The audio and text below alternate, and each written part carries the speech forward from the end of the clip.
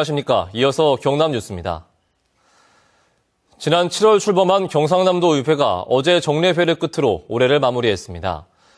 무상급식을 두고 치열한 논쟁의 장이 됐던 도의회는 소수자에 대한 배려와 도민 여론 통합 기능을 강화해야 한다는 과제를 남겼습니다.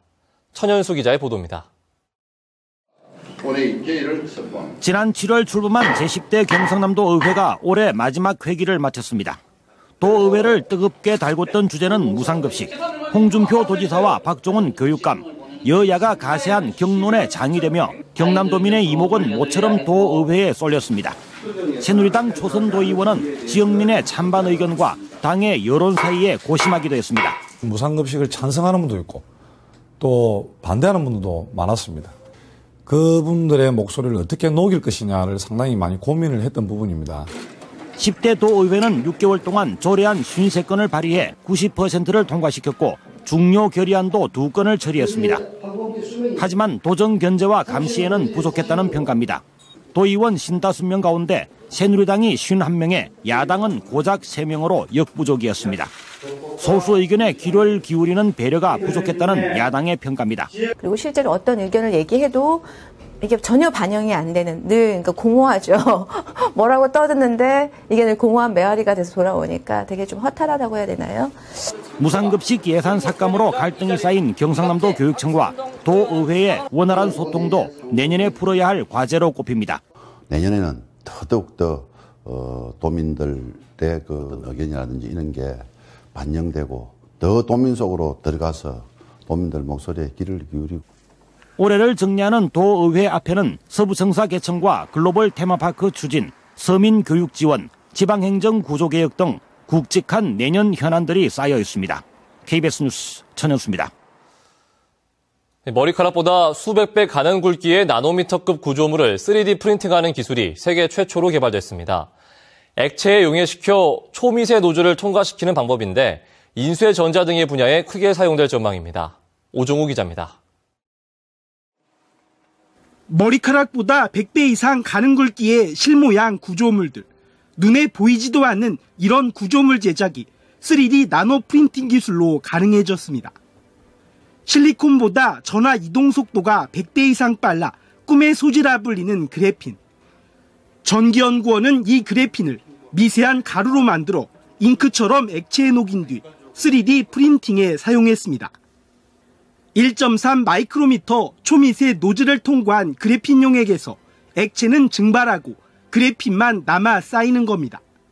기존에 이제 고체 방식으로 하던 때와는 달리 매우 미세한 구조물을 이제 제작할 수 있고, 그리고 다양한 소재를 액체에 섞어서 쉽게 녹여서 사용하는 방식이기 때문에. 이번에 개발된 나노 프린팅 기술은 기존 3D 프린팅과 달리 용액을 이용해 10억 분의 1m 크기 프린팅이 가능하고 정밀도가 더 높습니다. 특히 미래형 웨어러블 스마트 기기를 생산하는 인쇄전자 등 다양한 분야에서 활용될 수 있습니다.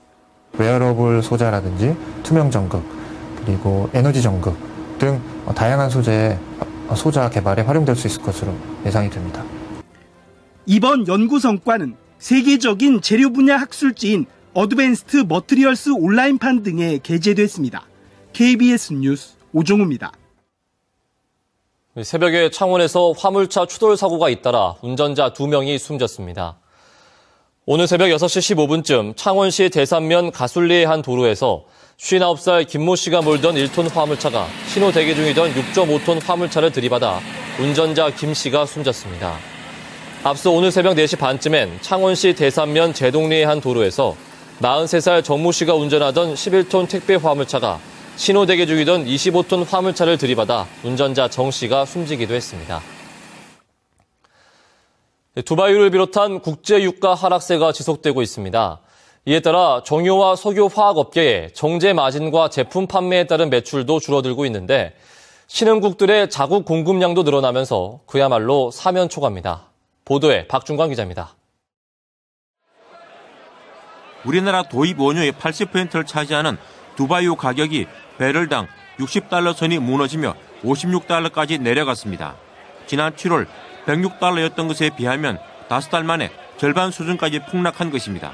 당장 원유를 도입하는 정유업계가 최악의 상황입니다. 원유를 현지에서 구매해 국내로 수송하는 2개월 동안 국제 유가가 하락하면 비싼 가격에 사서 싼 가격에 팔아야 하는 상황이 되기 때문입니다. 이미 SK에너지는 국내 정유 사사는 올 들어 지난 3분기까지 유가 하락에 따른 정제 마진 축소와 재고 손실로 약 1조 원의 영업 적자를 기록했습니다.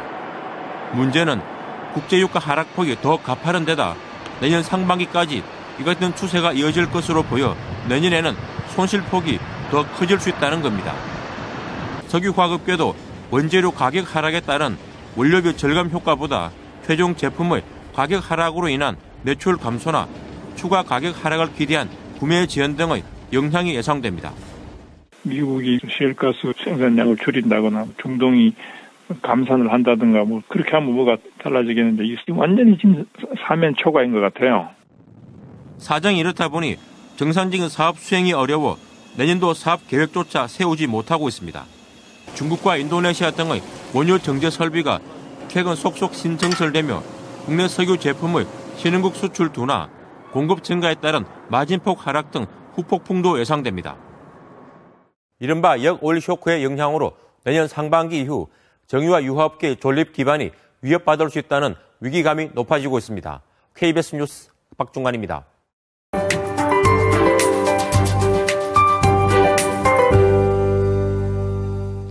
우리 지역은 여전히 한파가 이어지고 있는데요. 저녁까지 이 추위가 계속되겠습니다. 아침 기온 보시면 내륙과 해안 쪽을 중심으로 약간 차이가 있긴 하지만 출근길이 무척 추웠습니다. 거창은 오늘 영하 10.6도까지 뚝 떨어지며 어제보다도 기온이 조금 더 내려갔고 창원 등 해안 쪽을 중심으로는 어제 같은 시각보다는 기온이 약간 높았습니다. 낮 기온도 각각 2도와 4도에 머물며 오늘도 평년 기온을 크게 밑돌겠는데요. 다행히 오늘 바람이 잔잔해지면서 체감 추위는 어제보다 덜하겠습니다. 오늘 밤부터 또다시 비와 눈이 내립니다. 이 비와 눈은 서부 내륙과 남해안부터 시작되겠는데요. 예상 적설량은 서부 내륙 1에서 3cm, 그 밖에 경남 내륙에서는 1cm 내외의 눈이 내릴 것으로 예상됩니다. 이 비와 눈은 내일 아침에 대부분 그치겠습니다. 현재 경남 지역은 대체로 구름만 조금씩 지나가고 있습니다. 오늘 밤에 비와 눈이 내리기 전까지 창원과 김해에서는 대기가 매우 건조하겠습니다. 오늘 한낮 기온은 의령 3도, 밀양 6도에 머물면서 오늘도 평년 기온에 크게 밑돌겠습니다. 서부 지역도 사천에 건조주의보가 발효 중인 만큼 오늘 작은 불씨 하나도 조심하셔야겠습니다. 낮부터 오늘 차차 흐려지면서 밤에 눈이나 비가 내릴 것으로 예상됩니다. 현재 동해상에서는 풍랑주의보가 발효 중이고요. 물결은 최고 4m까지 매우 높게 일겠습니다. 일요일에도 서부 내륙엔 오후 한때 눈이 내리겠습니다. 오늘 밤부터 추위는 잠시 주춤하겠는데요. 모레 다시 아침 기온이 영하로 뚝 떨어집니다. 기상연구였습니다. 다음은 저희 KBS 창원방송총국에 이웃돕기 성금을 보내주신 분들입니다.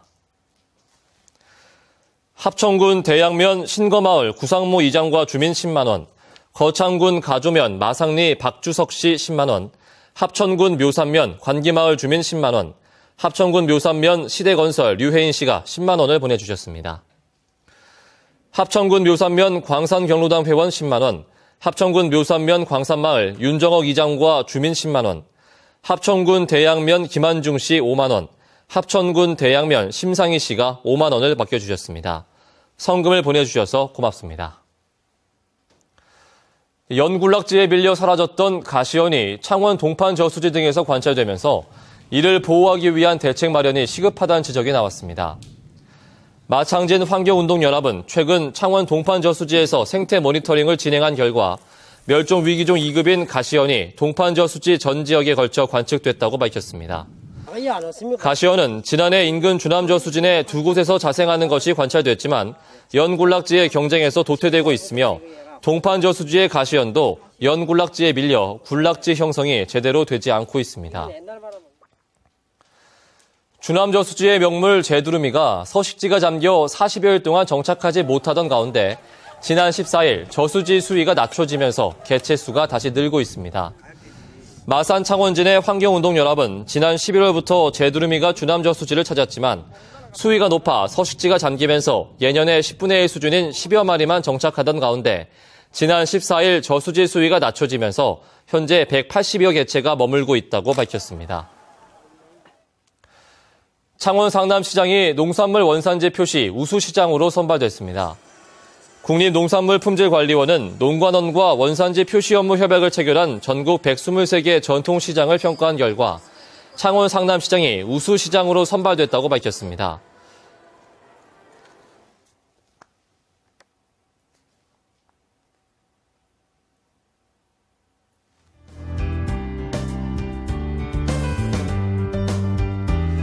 어린이들이 쉽게 따라 부르는 동요와 창작곡으로 구성된 가족 뮤지컬 시골쥐 서울쥐와 산타 할아버지가 오늘 오전 10시 20분과 11시 20분 진해 구민회관 공연장에서 열립니다.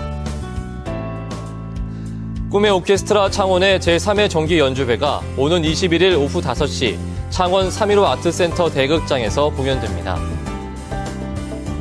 2014 향토작가 컬렉션전이 오는 23일부터 6일간 창원 성산 아트홀에서 전시됩니다. KBS 뉴스를 마칩니다. 고맙습니다.